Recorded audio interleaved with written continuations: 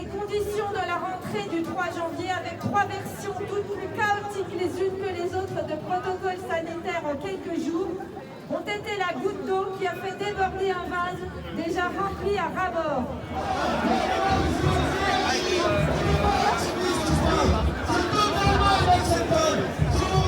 Alors l'objectif, c'est de faire entendre à la société et au ministère que l'école explose, qu'elle n'en peut plus, que nous sommes...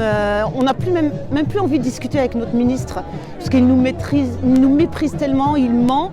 Et là, on veut signifier que l'école explose et qu'on a envie de faire notre vrai travail dans d'autres conditions. Ce protocole, il mute plus vite que le variant, donc on n'arrive plus à suivre, nous.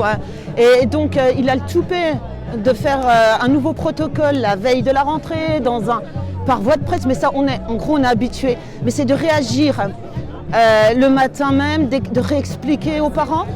Par exemple, c'est compliqué, vous avez des élèves qui viennent le lundi, mardi.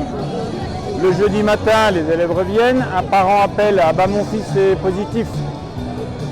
Donc vous devez appeler, si les parents vous le signalent à 9h du matin, vous devez appeler tous les parents de la classe qui viennent chercher l'enfant à 9h30, 10h pour aller faire auparavant un test PCR ou antigénique, puis après 2 autotests, leur expliquer, leur fournir l'attestation, etc., etc. Ils reviennent, il y en a qui reviennent, il y en a qui ne reviennent pas. Dans les pharmacies, il n'y a plus d'autotest. On leur a dit autotest gratuit, mais il y a plein de parents qui m'ont dit mais on ne trouve pas d'autotest, donc on fait comment? Donc ils vont nous faire des attestations sur l'honneur, point. Alors le protocole sanitaire, déjà, il change toutes les 2 secondes, donc c'est pas possible de suivre tout le temps. Et ce qu'on demande vraiment après, c'est des purificateurs d'air, des masques gratuits, pour qu'on puisse suivre tout simplement en étudiant avec la crise, pour qu'il y ait moins d'inégalités. Et voilà, on veut aussi plus de moyens, donc c'est-à-dire moins d'élèves par classe, ça on les demande quasiment chaque fois.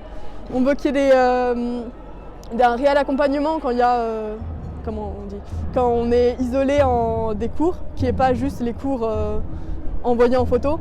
Et donc ça passe aussi par des psys scolaires qui sont aujourd'hui pas assez nombreux et leur poste n'est pas assez valorisé pour qu'ils puissent réellement faire leur travail.